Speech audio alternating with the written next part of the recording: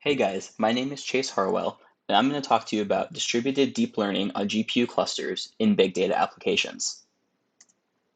So what exactly is distributed deep learning and how does it work? DDL is a method of performing deep learning tasks using a GPU cluster that works in parallel. In this type of deep learning model, it is important to focus on data parallelism since the data sets are so massive. Using the clusters speeds up deep learning training by a considerable amount since there is a more raw compute power in a cluster versus a singular GPU. So how does it work? It works by equally distributing work for a deep learning problem to each member of a GPU cluster. Essentially what happens is each GPU in the cluster is provided with its own copy of the deep learning model. However, work is divided when it comes to the training data. Training data is equally divided among all the GPUs participating, and the models on each GPU is run with its own unique data. Afterward, the results are merged together to form a singular accuracy result. These training models are run on the GPUs in a synchronous manner because it makes it far easier for the data to converge at the end of the training. The main topic of discussion in this research paper was Tiresias. Tiresias is a research manager whose primary task consists of deep learning training.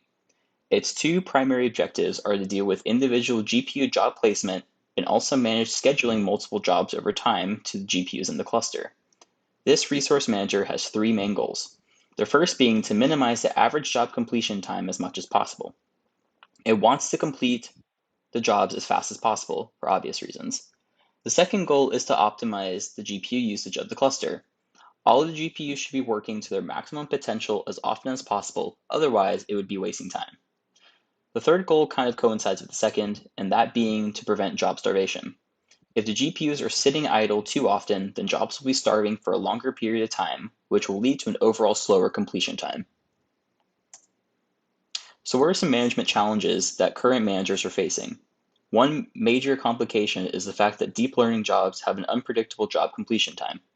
This means it's hard to optimize usage because one GPU might be given a lot of time to complete a job that unexpectedly completes rather quickly.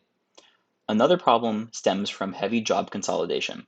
Consolidating jobs to a single GPU or cluster usually is done to prevent any bottlenecks from networking delay from communicating between clusters. However, doing this with intense jobs may actually cause a considerable amount of queuing delay. The last challenge deals with the lack of preemption. Since preemption creates a lot of overhead, it is generally avoided in current managers. However, being able to preemptively schedule jobs could end up saving a lot of time if it is done correctly. So some questions I had when reading this study. The first question goes back to my previous slide talking about job consolidation. Is there a time in scheduling where it may be more advantageous to not consolidate jobs in a cluster so that queuing delay can be avoided? And my second question is, out of the two traditional age-based schedulers discussed in the paper, which were the least attained service and the Gittins index, which is preferred and why?